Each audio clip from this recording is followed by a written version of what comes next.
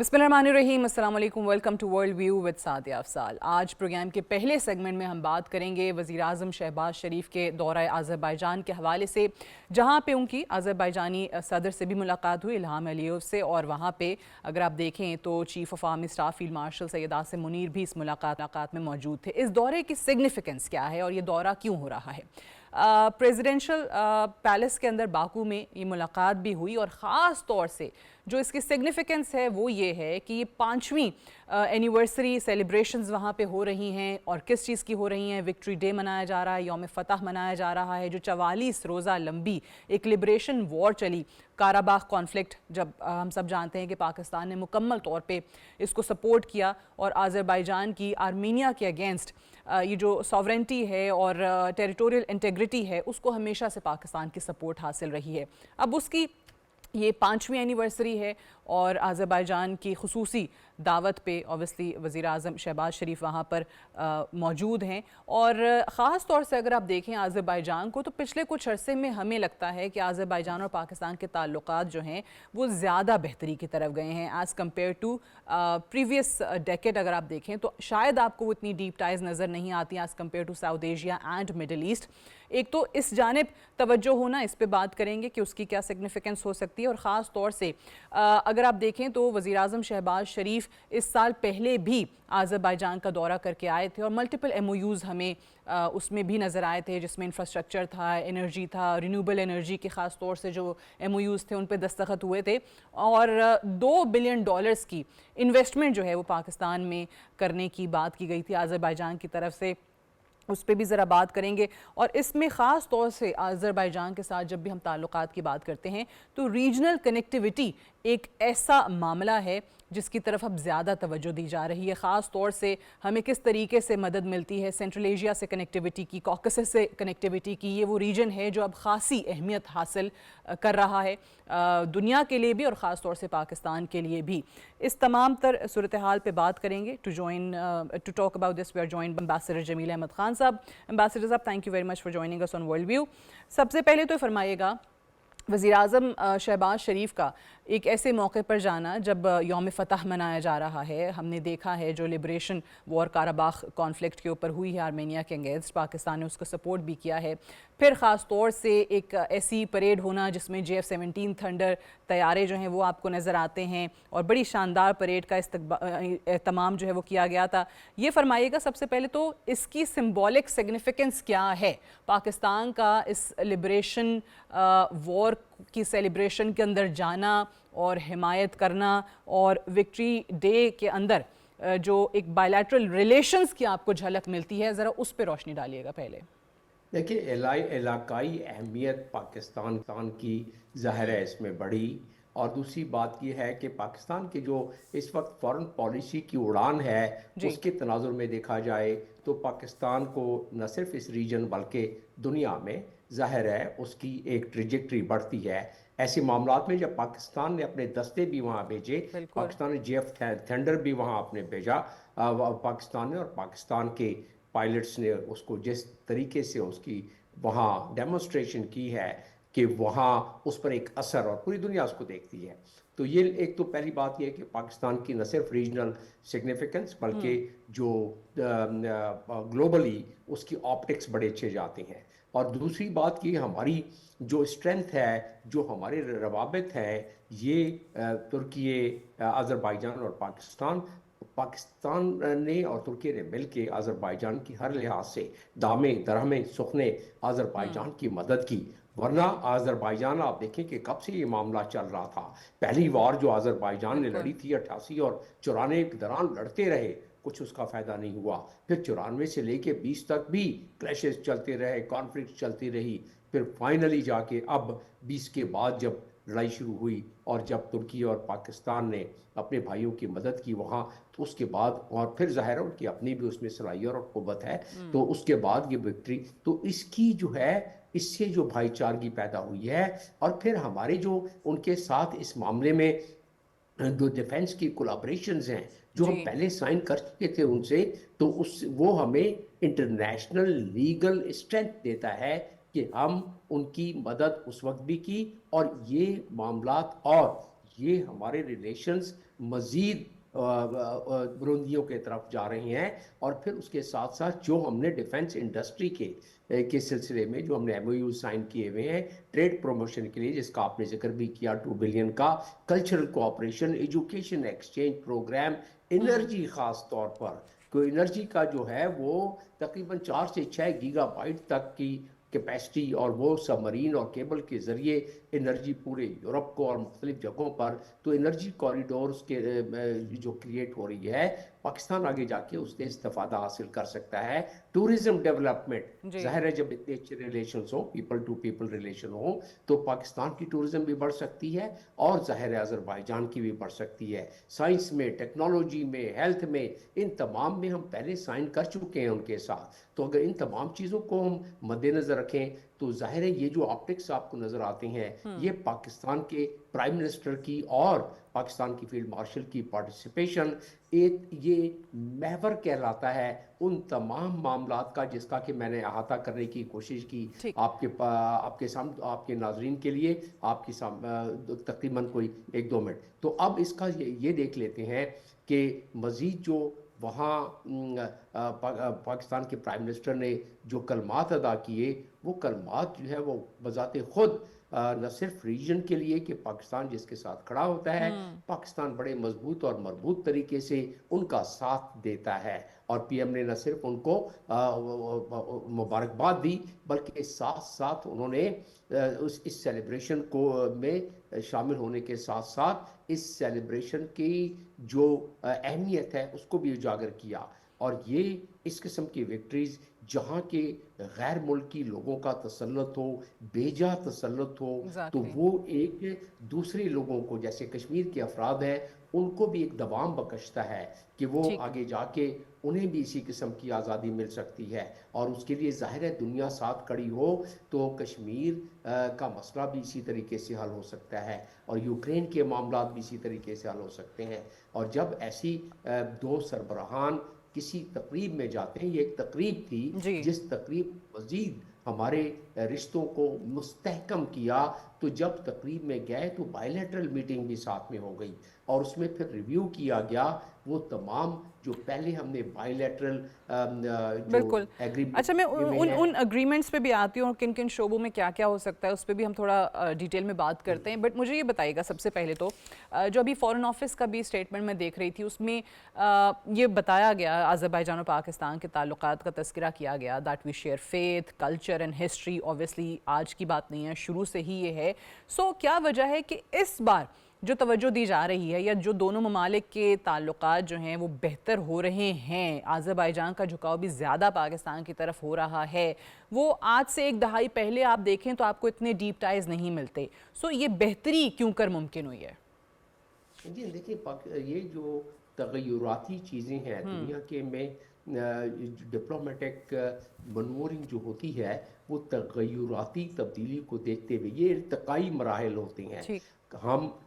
हम जब इन इर्तकाई मराहल मराहल को अपने फेवर में ले आते हैं तो हमारी डिप्लोमेसी फिर बामो उरूज को पहुंचती जैसे अभी है।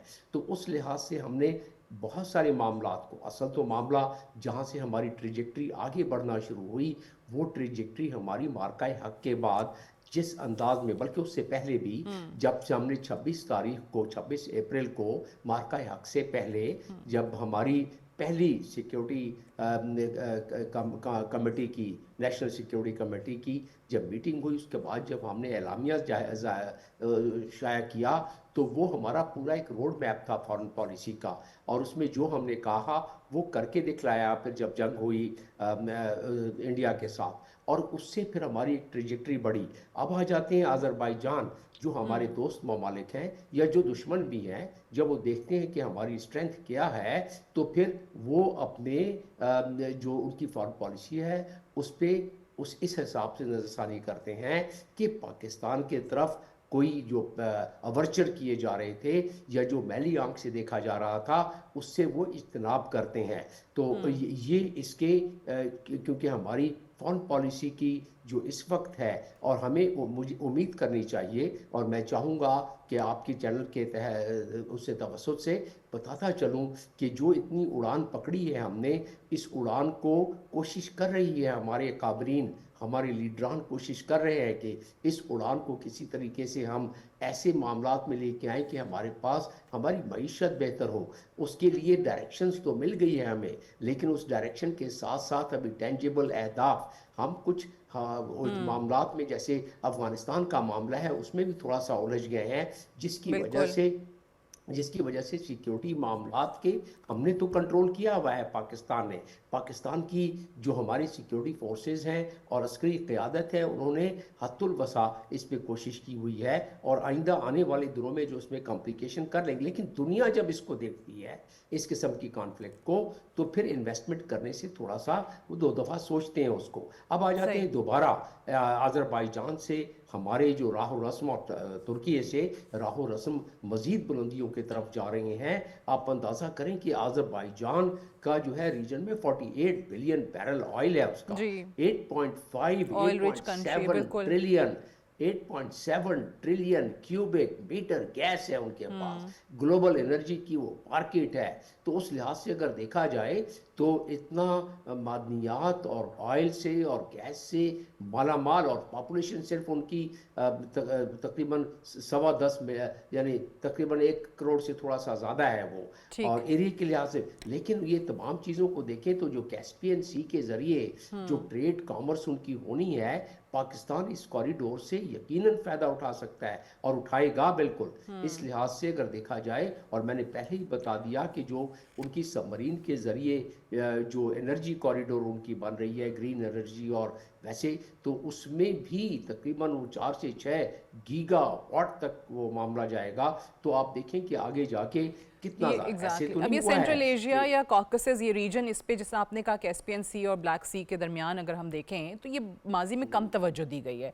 अगर मैं आपसे पूछ सकूं कि ज़रा आप ऑडियंस के लिए भी बता दें, जो व्यूअर्स हैं उनके लिए भी बता दें कि क्या कौन कौन से और ममालिक हैं जिनके साथ आपकी रीजनल कनेक्टिविटी बनती है। आज़रबाईजान, पाकिस्तान तो 2 ममालिक हो गए, और कौन कौन से ममालिक इसमें शामिल हो सकते हैं? तुर्की का आपने देखिए, जिक्र किया। हमारे लिए तो कॉरिडोर ये बेहतरीन यही है कि जब ईरान पर एक दिन सैंक्शंस ख़त्म हो जाएंगी, और सैंक्शन अगर ख़त्म नहीं भी है तो कम से कम राहदारी तो वो हम इस्तेमाल कर सकते हैं ना। ठीक है। So long as we do ठीक नॉट है। Have any transaction through the banking system with Iran, we are safe to really use that corridor right up to Azerbaijan and that. और वो खुद इस बात की एक तस्दीक करता है कि पाकिस्तान ये तमाम जो मैंने आपको गिनवाए, जो उनके पास ज़राए हैं, रिसोर्सेज हैं, उससे इस्तेफादा दोनों मुल्क हासिल करेंगे। पाकिस्तान उससे इस्तेफादा हासिल कर सकता है, और तुर्की ज़ाहिर उस कॉरिडोर में शामिल हो जाता है। फिर जब आप नकोरा बाग में चले गए तो फिर आपको यूरोप की एक्सेस मिल जाती है। ठीक, तुर्की चले बिल्कुल। गए, यूरोप की एक्सेस मिल जाती है। तुर्की का जो है वो कस्टम कमीशन का मेंबर है यूरोप का। जो तुर्की में माल चला जाता है वो वहाँ के ताजर वो अपने उस कस्टम कमीशन के ज़रिए उस पर टैरिफ उन पे कम है, उसके ज़रिए वो पूरे यूरोप में पहुंचा सकते हैं। तो इसकी बहुत सारी चीज़ें एक दूसरे से जुड़ी होती हैं, और जो क्योंकि जुड़ी होती हैं तो और पाकिस्तान के जिस मजबूत और मरबूत तरीके से रिलेशंस आगे बढ़ते जा रहे हैं, तो वो इससे यकीनन आगे जाके फ़ायदा। लेकिन ठीक है। बात यह है सिर्फ कि अभी समत तो हमने दुरुस्त की है, लेकिन इसमें टेंजेबल बेनिफिट्स के लिए हमें प्रोजेक्ट बाय अच्छा, प्रोजेक्ट हमारे जितने भी, जी प्रोजेक्ट बाय प्रोजेक्ट, बिल्कुल सही कह रहे हैं कि हम हमेशा देखते हैं 2 ममालिक के ताल्लुकात हैं, बहुत ज़्यादा ऐसे प्रोजेक्ट्स होते हैं जो कभी कभार सिर्फ MOUs की हद तक ही महदूद हो जाते हैं, और बहुत ज़्यादा ऐसे प्रोजेक्ट्स होते हैं जो लॉन्ग टर्म होते हैं, 10 साल लगते हैं, 20 साल लगते हैं, ख़ासतौर से जब हम कनेक्टिविटी की बात करते हैं, कॉरिडोर्स की बात करते हैं। बट अगर मैं आपसे ये जान सकूँ कि इस वक्त अगर आप बताएं कि जी लो हैंगिंग फ्रूट्स क्या हैं, लाइक क्विक विंस क्या हैं पाकिस्तान के लिए जो हम हासिल कर सकते हैं ट्रेड में या इन्वेस्टमेंट में या किसी और शोबे में? Definitely, when, top on the line without investing anything, I think we can promote our tourism.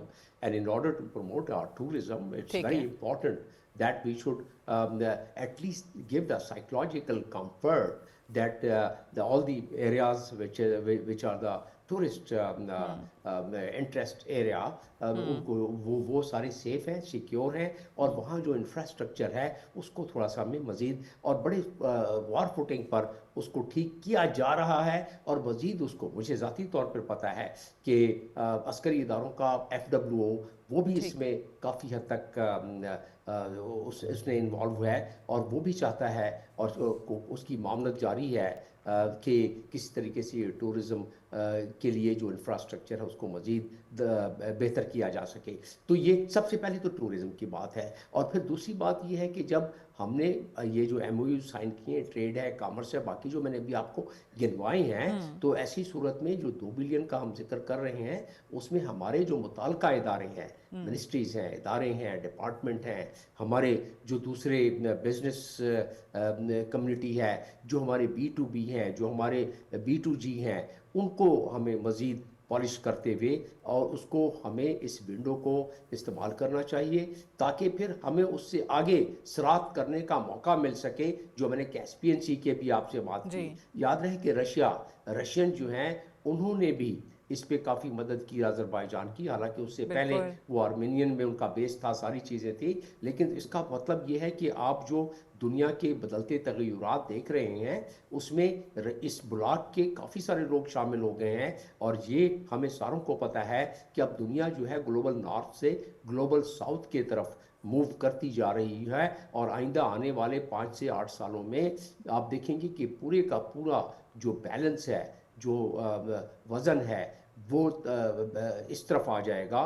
तो उस लिहाज से पाकिस्तान को अपनी पोजीशन, आपने दूसरा सवाल किया, उसमें हमारी IT है, हमारी डिफेंस प्रोडक्शन ठीक है, है। जो अज़रबैजान और गिरदोनवा, तो उससे ये सारी चीज़ें लो हैंगिंग फ्रूट्स हैं। और लो हैंगिंग फ्रूट्स पर जोर देते हुए हमें वो काम करना चाहिए जो कि हम फौरी तौर पर बगैर ज़्यादा इन्वेस्टमेंट के, बगैर कोई इंफ्रास्ट्रक्चर किए हुए को बढ़ाते हुए, जब तक वो बढ़ेगा तो बढ़ेगा, लेकिन हम फौरी तौर पर उसको जो कर सकते हैं उसमें ये चंद सीधा सीधा चीज़ें थी जो सही है। मैंने आपको ये भी डिफेंस गिनवाई हैं। कॉपरेशन की अगर हम बात करें, जैसे मीटिंग में हम देख भी रहे हैं कि फील्ड मार्शल आसिम मुनीर भी मौजूद थे और हमने अभी बात भी की, GF-17 वहाँ थे, हमारे ट्रूप्स वहाँ पे मौजूद थे। सो पाकिस्तान का जो एक एग्जिस्टिंग डिफेंस कॉपरेशन है, चाइना के साथ है, टर्की के साथ है, उस कॉन्टेक्स्ट के अंदर how does Azerbaijan fit in, and secondly किन किन शोबों के अंदर या प्लॉजिबल फॉर्म्स उस कॉपरेशन की क्या हो सकती हैं? कोई जॉइंट मैन्युफैक्चरिंग की तरफ हो सकते हैं, जा सकते हैं, टेक्नोलॉजी ट्रांसफ़र हो सकता है, आर्म सेल्स हो सकती है, क्या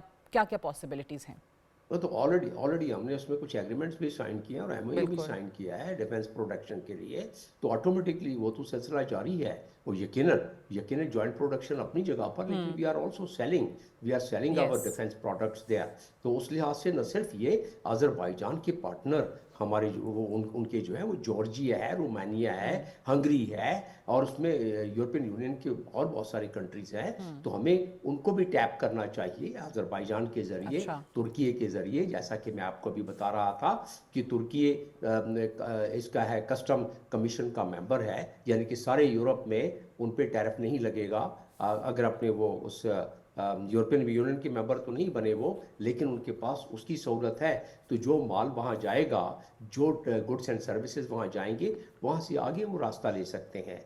और फिर मैंने आपको बताया कि जो हमारी प्रॉब्लम जो है, एनर्जी का बिल सारा हमारा एग्जैक्टली। सबसे ज़्यादा है। और एनर्जी में 48 बिलियन बैरल के उनके पास ज़खायर मौजूद हमारी हैं, तो एनर्जी गैस के डिमांड ही ज़खायर बहुत मौजूद ज़्यादा है। है, तो फ़ायदा जी उठाया हाँ। जा सकता है। तो यकीनन उनको भी फ़ायदा है, हमें भी इसमें बिल्कुल। फ़ायदा है, और फिर हमारे रिश्ते और मजबूत हो सकते हैं। मैन्युफैक्चरिंग सेक्टर में हमारी टेक्सटाइल है, हमारी कंस्ट्रक्शन है, हमारी फूड प्रोसेसिंग का है, और फिर उस लिहाज से ये सारी चीज़ें हमारी इसमेम काम दे सकती हैं। ये और जो इसको 2 बिलियन डॉलर्स की जब हम इन्वेस्टमेंट की बात करते हैं, इन्वेस्टमेंट की जो बात कर रहे थे, MOUs हुए या जो भी ऑयल के हवाले से, रिन्यूएबल एनर्जी के हवाले से जिसका आप जिक्र भी कर रहे हैं कि जो ज़रूरत है, दोनों ममालिक फ़ायदा उठा सकते हैं, how realistic is that? No, it is the concerned institutions of both the countries they are working. इन्होंने joint committees बनाई हुई हैं, और उसको जो भी इसमें आगे स्मूथ इसको इम्प्लीमेंटेशन के लिए, क्योंकि एक मरतबा नहीं, अभी भी जो ये प्राइम मिनिस्टर वहाँ मौजूद हैं और फील्ड मार्शल वहाँ मौजूद हैं, उसमें बायलैटरल मीटिंग भी तो हुई है ना, वहाँ जी। अज़रबैजान और तुर्की के प्रेसिडेंट भी वहाँ मौजूद है। तो उसमें फिर होता ये है कि मज़ीद जो गुफ्तगू पहले या जो MOU और एग्रीमेंट पहले साइन हो चुके हैं उस पर मज़ीद रिव्यू किया जाता है। बल्कि आज तो ये खबर भी यही है कि इस पर रिव्यू कर रहे हैं, नज़र डाल रहे हैं दोनों लीडरान कि इसमें कहाँ कहाँ कि इसमें अभी तक वो प्रोग्रेस नहीं हुई है जिसकी कि दोनों लीडरान ने पहले फैसला किया हुआ है। तो ठीक है। जिस तरह हाई लेवल एंगेजमेंट होती है दो मुल्कों में और सरबराहों के दौरान, तो उसका ट्रिकल डाउन इफेक्ट तमाम डिपार्टमेंट्स पर होता है, उसका trickle down effect joint ministerial committee पे होता है, दूसरी कमेटियां जो बनाई जाती हैं उसके इम्प्लीमेंटेशन के लिए उस पर होता है। तो उसकी वजह से उसमें तेज़ी आ जाती है। एक चीज़ जो यहाँ हमारे पास है, जब मैं ख़ुद भी डील करता था मुख्तलिफ ममालिक से, और आखिरी जब मैं कोट कर सकता हूँ कि कुछ रूलर्स UAE के वो यही कहते थे कि अपने मामलात और अपनी जो आपकी सिस्टम है, ब्यूरोक्रेटिक सिस्टम, इसको थोड़ा सिंप्लीफाई कर ले।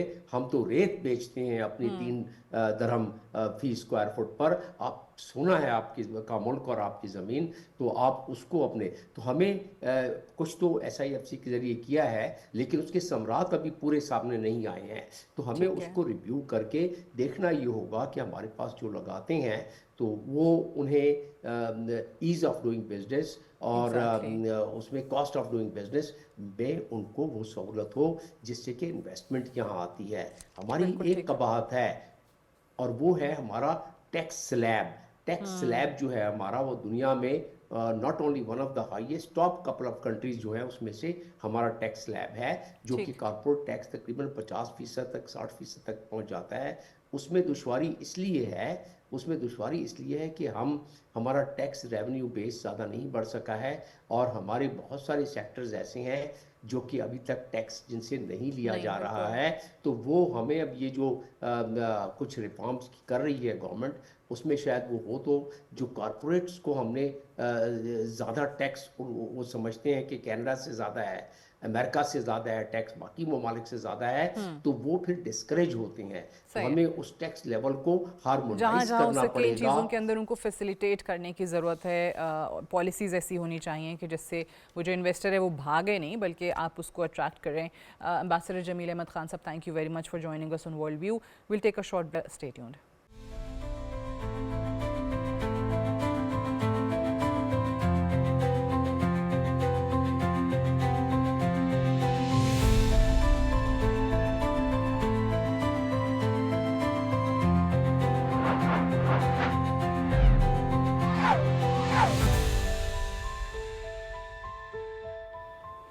Welcome back to world view with Sadia Afzal. इस सेगमेंट में हम बात करने जा रहे हैं COP30 की, यूनाइटेड नेशंस की कॉन्फ्रेंस ऑफ द पार्टीज़। ये जो कॉन्फ्रेंस या मीटिंग है, ये 30वीं मीटिंग होने जा रही है, ब्राज़ील के अंदर हो रही है और इस बार ये हो रही है बेले डू परा के अंदर।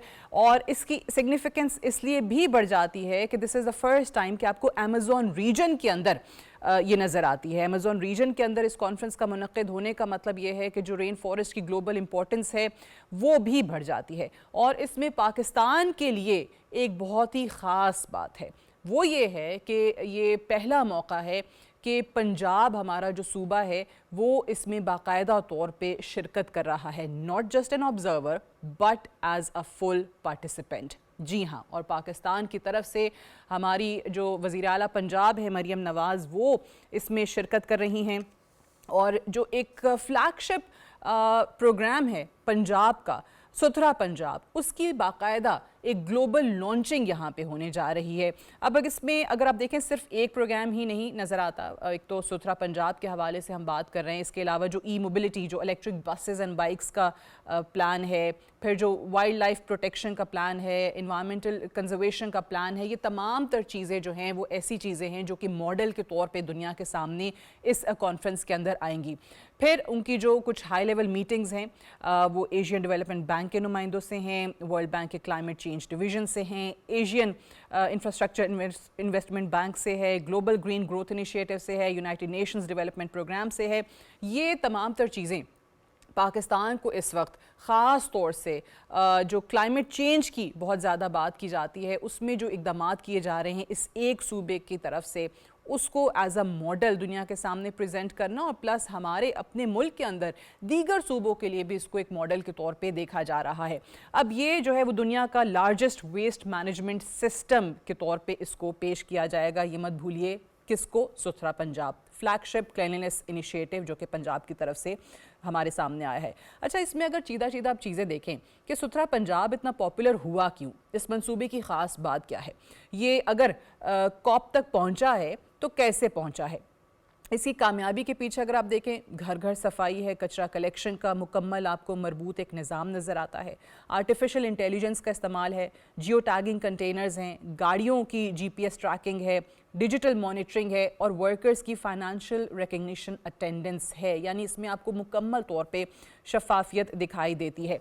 फिर जो वेस्ट है उसको एनर्जी कैसे बनाना है, वेस्ट टू वैल्यू का एक कॉन्सेप्ट जो है वो इसमें आपको नज़र आता है, जिसमें सुथरा पंजाब के तहत जो मंसूबे दुनिया के सामने इस वक्त इंट्रोड्यूस कराए जा रहे हैं, उसमें कचरे से बिजली और काबिल इस्तेमाल बायोगैस की पैदावार का है, रीसाइकलिंग पार्क के ज़रिए कचरे का दोबारा इस्तेमाल यानी उसको रिसाइकल करना, और लैंडफिल वेस्ट में बहुत ही कहना चाहिए कि कमी जो है वो देखी जा रही है। ये दुनिया के सामने अब चीज़ पेश की जाएगी। फिर जो लैंडफिल की जगह हैं उनको पार्क्स में कैसे कन्वर्ट करना है, अर्बन फॉरेस्ट और सोलर एनर्जी के मंसूबों में कैसे तब्दील करना है, ये वो तमाम प्रोजेक्ट्स हैं जो इस वक्त दुनिया के सामने रखे जाएंगे। इस सेगमेंट पे इसी हवाले से बात है, और इस पे बात करने के लिए हमें ज्वाइन कर रही हैं डॉक्टर ज़ैनब नईम। आप क्लाइमेट पॉलिसी एडवोकेट भी हैं and member Punjab climate change committee. बहुत बहुत शुक्रिया डॉक्टर ज़ैनब, आपने हमें ज्वाइन किया। सबसे पहले तो ये बताइएगा, अगर हम COP30 को ही ले लें, ये जो 30वीं मीटिंग होने जा रही है, इसकी सिग्निफिकेंस क्या है, और ख़ास तौर से अगर हम देख रहे हैं कि जो रेन फॉरेस्ट की ग्लोबल इंपॉर्टेंस दिखाई गई है कि अमेज़ॉन रीजन के अंदर इसको मुनक़िद किया जा रहा है, पहले तो मैं चाहूँगी आपका इस पे टेक सामने आए। जी बिल्कुल, ये क्योंकि अमेज़न जो जंगल है उसमें बहुत ज़्यादा ट्राइबल कम्युनिटीज़ जो है वो बसती हैं, और अमेज़न ऐसा जंगल है जिसको आप दुनिया का टिपिंग पॉइंट भी कहते हैं। टिपिंग पॉइंट मतलब कि अगर अमेज़न जंगल दुनिया से आहिस्ता आहिस्ता करके ख़त्म होना शुरू हो गया तो पूरी दुनिया का क्लाइमेट जो है बहुत ज़्यादा बड़े लेवल पे अफेक्ट हो सकता है। फिर यहाँ पे इंडिजिनस कम्युनिटीज़ रहती हैं। इंडिजिनस कम्युनिटीज़ का मतलब ये है कि जो नेचर बेस्ड सोल्यूशन और लोकल प्रैक्टिसेस की वजह से जो है वो सरवाइव करती है, उनका पूरा सर्वाइवल इन्हीं चीज़ों पर डिपेंड करता है, जंगलात पे, वहाँ दरियाओं पे, वहाँ के जानवरों पे और वहाँ के हशरात पे। तो वहाँ पे उनकी प्रैक्टिस जो एग्रीकल्चर प्रैक्टिस है वो भी वहाँ पर नेचर बेस्ड सोल्यूशंस पे डिपेंड करती है। तो अगर वो जंगल खत्म हो गया तो आपके बहुत से ट्राइबल कम्युनिटीज खत्म हो जाएंगे और इंडिजिनस नॉलेज खत्म हो जाएगा। तो इसलिए इसकी बहुत बड़ी सिग्निफिकेंस है कि ये ऐसी जगह पर मुनक्किद हो रही है जिस जगह का जंगल पूरी दुनिया के लिए एक टिपिंग पॉइंट कंसिडर होता है। जहां तक बात यह है कि इसके अलावा COP30 की अहमियत क्यों है, तो पिछले कुछ सालों में जैसे कि इस दफा देखा जा रहा है कि शायद लॉस एंड डैमेज फंड पे कुछ हम देखें पॉजिटिव इम्पैक्ट देख रहे हो, वहां पे कोई डिसीजन ऐसा आ रहा हो जिसपे लॉस एंड डैमेज फंड पे जो है ममालिक को कोई वो मिले, एक होप मिले। इसके अलावा जो पिछले साल जो COP29 पे प्लेज हुआ था कि दुनिया ने कहा कि हम 1 ट्रिलियन तक जो है इसको ले जाएंगे, तो उस पे जो है मजीद मॉडलिटीज क्या होनी चाहिए वो भी यहाँ फाइनलाइज हो रही होंगी। तो इसलिए दुनिया इसको देख रही है कि शायद, और थर्ड इंपॉर्टेंट एस्पेक्ट है आपका आर्टिकल 6 ऑफ कार्बन मार्केट्स, कि कार्बन मार्केट्स को किस तरह से इंश्योर किया जाए कि दुनिया जो है वो इस पर आना शुरू हो और इस मिटिगेशन की तरफ आए। तो ये 3-4 बड़े बड़े उनके इंपॉर्टेंट एजेंडा पॉइंट है, लेकिन एडेप्टेशन भी इसमें बहुत बड़ा इंपॉर्टेंट पॉइंट है कि जंगलात की अहमियत, और जंगलात की क्योंकि आपकी कार्बन सिंक्स है तो पूरी दुनिया में उसको किस तरह से मोर इम्पोर्टेंस दी जाए, वहाँ फाइनेंसिंग की जाए जंगलात के लिए, उनको किस तरह से आप इकोनॉमिक इंडिकेटर के तौर पे देख सकते हैं। ये भी इसीलिए भी ये सिग्निफिकेंट है COP30। ये भी बताइएगा कि 1995 ऑनवर्ड्स अगर हम देखें तो ये जो COP है, जितनी भी मीटिंग्स हुई हैं, जितनी भी कॉन्फ्रेंसेस हुई हैं, एक्चुअली अचीव क्या कुछ हो सका है अभी तक, क्योंकि अभी भी इस वाली 30th मीटिंग में भी देखें यूके के प्राइम मिनिस्टर जा रहे हैं, फ्रेंच प्रेसिडेंट जा रहे हैं, जो कि शो करता है, जर्मन चांसलर जा रहे हैं, जो कि शो करता है कि जनाब ये बहुत ही ज़्यादा इंपॉर्टेंट है। और अब पंजाब को, पाकिस्तान के एक सूबे को, सीएम को इस तरीके से बुलाना और उनको ये मौका देना कि वो अपना एक सुथरा पंजाब का जो मंसूबा है वो दुनिया के सामने एज अ मॉडल पेश करें। सो इसकी ज़रा इंपॉर्टेंस बताइएगा और अचीवमेंट अभी तक क्या क्या रही है। देखिए, कॉप का ये पूरी दुनिया की सबसे बड़ी कन्वीनिंग होती है क्लाइमेट चेंज के ऊपर, यानी कि बताया जाता है कि क्लाइमेट चेंज सबसे बड़ा डेवलपमेंट एजेंडा है। और जैसे आप बता रही है कि पूरी दुनिया से सदूर यहाँ बिल्कुल। जाते हैं, प्राइम मिनिस्टर्स जाते हैं, तो ये इस बात की सिग्निफिकेंस को मजीद बढ़ाता है। और इस दफा सीएम पंजाब का जाना एक और सिग्निफिकेंट ये कंट्रीब्यूशन होगी। वो कैसे कि क्लाइमेट फाइनेंस जब तक लोकल कम्युनिटीज तक ट्रिकल डाउन नहीं होता तब तक उसका फायदा नहीं है। यानी आपके सब नेशनल लेवल तक क्लाइमेट फाइनेंस कैसे जाता है, सब नेशनल लेवल पे क्लाइमेट चेंज कैसे होता है, आपके सूबाई लेवल पे क्लाइमेट चेंज की क्या कंट्रीब्यूशन है और कैसे सूबे अफेक्ट होते हैं, बिल्कुल। तो चीफ मिनिस्टर का वहां जाने का मतलब ये है कि इस दफा आपका सूबा पंजाब, जो कि आपकी फूड बास्केट है, वो सबसे ज्यादा क्लाइमेट से अफेक्ट हुआ, बुरी तरह मुतासर हुआ, एग्रीकल्चरल लैंड तबाह हो गया। तो वहां जाके पंजाब के इम्पैक्ट्स को बताना, कि दुनिया को बताना कि कैसे डिस्प्लेसमेंट्स हुई, कैसे लोगों को, बड़ी से बड़ी सोसाइटीज भी अफेक्ट हो गई, और कैसे इसको पानी को एज अ वेपन हमारे नेबरिंग कंट्री ने यूज किया दौरान सैलाब जब बिल्कुल। हम अफेक्ट हो रहे थे। तो मेरे ख्याल से ये बहुत बड़ी एक कंट्रीब्यूशन होगी कि हमारे मुल्क से सब नेशनल लेवल पे क्लाइमेट चेंज को उजागर किया जा रहा है। ये बहुत पॉजिटिव साइन है, और वो भी एक ऐसी सीएम जो कि शी इज अ वुमन और एक खातून इसको लीड कर रही है, तो ये उससे भी बड़ी जो है इसकी सिग्निफिकेंस हो जाती है। दैट्स ट्रू, क्योंकि हमारे हम देखते हैं कि अक्सर बात की जाती है, बताया जाता है कि जी कितनी आलूदगी हो गई है, स्मॉग का बहुत जिक्र किया जाता है, ख़ासतौर से लाहौर में जब बात करते हैं कि जी आलूदा तरीन शहर है। बट ये जो इकदामात हैं, और ख़ासतौर से सुथरा पंजाब जिसका स्लोगन ही है कि आज सफाई और कल खुशहाली, ऑब्वियसली ओवरनाइट स्मॉग नहीं चला जाएगा, ओवरनाइट जो है वहाँ पे ये जो आलूदगी है वो गायब नहीं हो जाएगी। लेकिन ये फ्लैगशिप प्रोग्राम अगर दुनिया भर में रिकग्नाइज़ किया जा रहा है तो that means it's working, that means it's delivering. ये फरमाइएगा कि ये जो पाकिस्तान के अंदर एक, हम हमेशा से बात करते हैं कि ग्रीन एनर्जी कोई नई मार्केट होनी चाहिए, एक सर्कुलर इकोनॉमी की, ये क्लाइमेट सॉल्यूशंस की, वो आपको लगता है कि आने वाले दिनों में हम उस जानिब जा सकते हैं? देखिए, आज से ना कोई 28वीं कॉप जब दुबई कॉप हुई थी, उस वक्त तक आपके वेस्ट सेक्टर को और सर्कुलर इकोनॉमी को कॉप के एजेंडा में शामिल नहीं किया गया था। इस पे डिबेट शुरू हुई कॉप 29 में पिछले साल, तब जी। भी ये फॉर्मल एजेंडा में शामिल नहीं हुई, जिसका मतलब है कि दुनिया अभी भी वेस्ट सेक्टर की एमिशंस को क्लाइमेट चेंज के साथ डायरेक्टली लिंक करने से कासिर रही है। तो इस दफा सुथरा पंजाब को कॉप पर लेके जाने का मतलब ये है कि वेस्ट सेक्टर को बहुत डायरेक्टली लिंक किया जाएगा क्लाइमेट चेंज के साथ, और इसमें कंट्रीब्यूशन करवाना, इस सेक्टर को प्रायोरिटाइज करवाना क्लाइमेट की मद में, ये बहुत बड़ी इंपॉर्टेंट कंट्रीब्यूशन होगी, वो भी एक डेवलपिंग कंट्री के पॉइंट ऑफ व्यू से, वो भी एक सब नेशनल लेवल पे।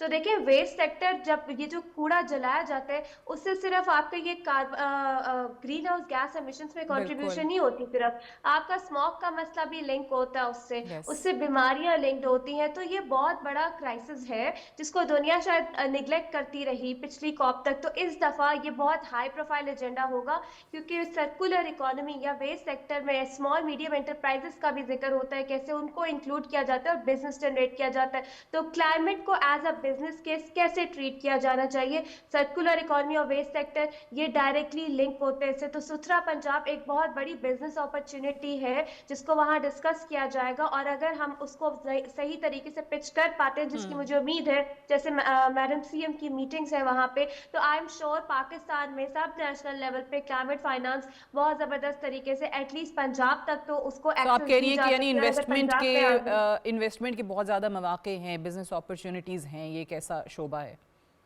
बिल्कुल इसमें बहुत ज्यादा मौके, और सिर्फ ऐसा नहीं कि आपकी बड़ी बड़ी कंपनीज के लिए मौके, आपके स्मॉल मीडियम एंटरप्राइजेस के लिए मौके हो सकते ठीक। हैं। यानी आपके मुल्क में लोकल लेवल तक बिजनेस जनरेट हो सकता है, अगर ये सही तरीके से वहां पिच हो गया तो हमारे लिए बहुत बड़ी सक्सेस स्टोरी होगी ये। एंड ऑब्वियसली हम बात कर रहे हैं जब रिन्यूएबल एनर्जी की, या किस तरीके से उसको रिसाइकल किया जा रहा है, एनर्जी प्रोड्यूस की जा रही है, एंड उससे भी बढ़ के जो लोग इन्वॉल्व हैं उनके लिए रोज़गार के मौक़े जो हैं, तो अगर आप उस पर रोशनी डाल सकें कि वाकई कितने लोगों को इस एक प्रोजेक्ट के ज़रिए जो है वो रोज़गार के मौक़े फ़राहम हुए हैं। और हम बात कर रहे हैं कि जी अभी तो आगे और अपॉर्चुनिटीज़ हैं, इन्वेस्टमेंट अगर आती है और ये चीज़ मज़ीद बढ़ती है, जिस तरह इसकी ग्लोबल रिकग्निशन हमें मिलती है, तो उसमें और भी अपॉर्चुनिटीज़ निकलेंगी। देखिए, डेवलपिंग कंट्रीज खासतौर पे साउथ एशिया खित्ते में सबसे बड़ा मसला ये है कि जो आपका वेस्ट सेक्टर है जी वो 80% डोमिनेटेड है इनफॉर्मल सेक्टर से। इनफॉर्मल सेक्टर क्या है? जिसकी रिकग्निशन नहीं होती, यानी कि वो बिल्कुल। अपने राइट से महरूम रहते हैं लोग, ठीक है। तो सुथरा पंजाब एक ऐसा इनिशिएटिव है जिसमें भी आप बता रही थी कि वर्कर्स को कैसे फाइनेंशियल रिकग्निशन हम्म थ्रू अटेंडेंस का प्रोग्राम है वहां पे, हम्म उनको कैसे बेनिफिट्स दिए जाते हैं।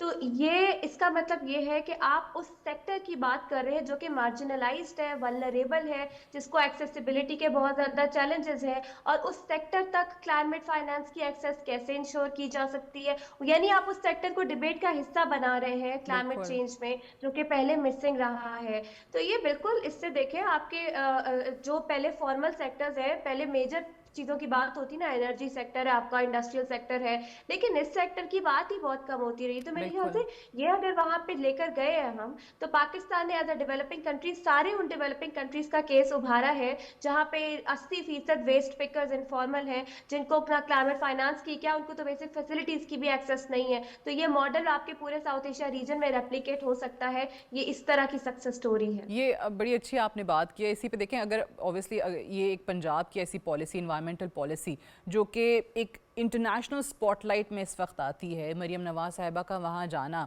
वो एक डोमेस्टिक लीडरशिप से हट के या डोमेस्टिक गवर्नेंस से हट के आपको एक ट्रांजिशन फराहम करता है ग्लोबल क्लाइमेट लीडरशिप की ख़ास तौर से। सो हमारे यहाँ जब दूसरे सूबों की बात की जाती है जहाँ पे ऑब्वियसली ये मसाइल बहुत ज़्यादा हैं, वो क्यों इसको एज अ मॉडल नहीं ले रहे हैं या ले सकते हैं, कैसे ले सकते हैं? क्योंकि अगर हम, आपने जैसे कहा कि तो पूरे साउथ एशिया तक जा सकता है ना, पूरी दुनिया इसको इसमें से कुछ अच्छा जो है, जो हुआ है उसको निकालने को तैयार है, इसको एज अ मॉडल लेने को तैयार है, तो हमारे अपने सूबे क्यों नहीं? बिल्कुल, ये बहुत पर्टिनेंट क्वेश्चन है कि आखिर हम इसको नेशनल लेवल तक स्केल अप क्यों नहीं कर सकते। मेरे ख्याल से हमारी जो तरजीहात है उसका मसला है।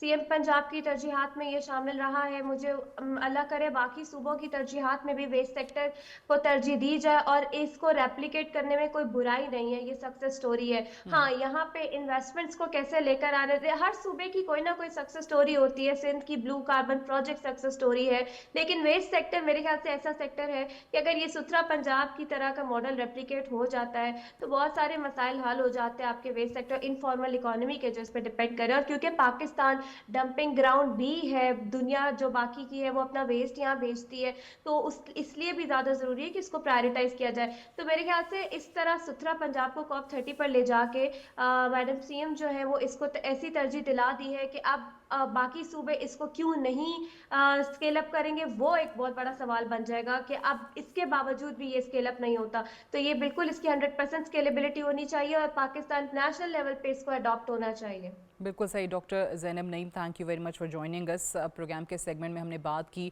कॉप के हवाले से, जो कि मेजर क्लाइमेट इवेंट है, ब्राज़ील में हो रहा है, और पहली बार जैसे मैंने बताया कि Punjab as a full participant जा रहा है। सीएम मरीम नवाज़ जो हैं वो इसमें पार्टिसिपेंट के तौर पे गई हैं। पाकिस्तान का ये सूबा पंजाब जो है सिर्फ एक ऑब्ज़र्वर के तौर पे इस मीटिंग के अंदर या इस कॉन्फ्रेंस के अंदर मौजूद नहीं है। और जो सुथरा पंजाब एक मंसूबा है, जो फ्लैगशिप प्रोग्राम है, इनिशिएटिव है, उसको यहाँ पर एज अ मॉडल दुनिया के सामने पेश किया जा रहा है। उसकी ग्लोबल लॉन्चिंग जो है वो यहाँ पर हो रही है। Will take a short break है, और ब्रेक से अब वापस आएंगे तो हमारा देख सकेंगे एडिटोरियल सादिया स्टेक।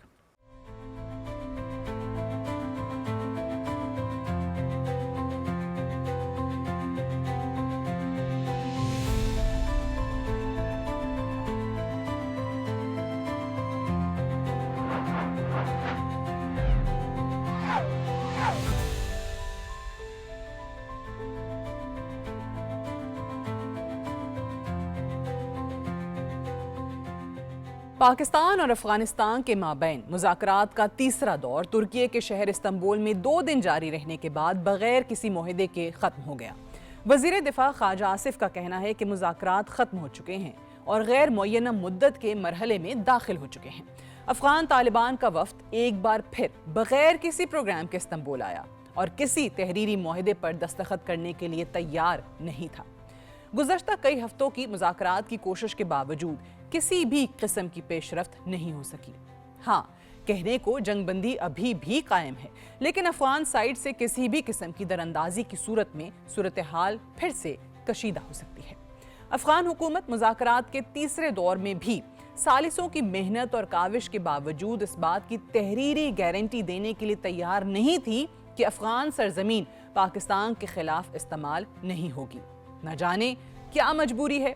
अफगानिस्तान की तालिबान हुकूमत दुनिया की शायद वाहिद हुकूमत होगी जो ये जिम्मेदारी लेने को तैयार नहीं है कि हम अपनी सरजमीन अपने हमसाये के खिलाफ दहशतगर्दी के लिए इस्तेमाल नहीं होने देंगे। अफगान तालिबान हुकूमत शायद ये भी भूल गई है कि गुज़श्ता 3 हफ्ते के मुज़ाकराती अमल, हालिया कशीदगी और अपनी पॉलिसी से वो अपने लिए ही मसाइल पैदा कर रहे हैं। शायद अफगान तालिबान हुक्मरानों के लिए मसाइल पैदा ना हो रहे हों, इसीलिए वो गैर संजीदगी का मुजाहरा कर रहे हैं। वो बाइख्तियार होंगे, उन मुश्किलात में उस कदर इजाफा नहीं होगा, लेकिन उनकी पॉलिसीज की बदौलत बिलाशुबा अफगान अवाम की जिंदगियां अजीरन होती हुई दिखाई दे रही हैं। या शायद अफगान हुकूमत के लिए कभी भी अपनी अवाम की जिंदगी और मुश्किलात कोई मायने नहीं रखती थी।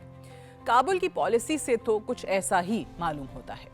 आज की सूरत हाल देखकर हम बासानी कह सकते हैं कि काबुल में एक अवामी नुमाइंदा हुकूमत नहीं है।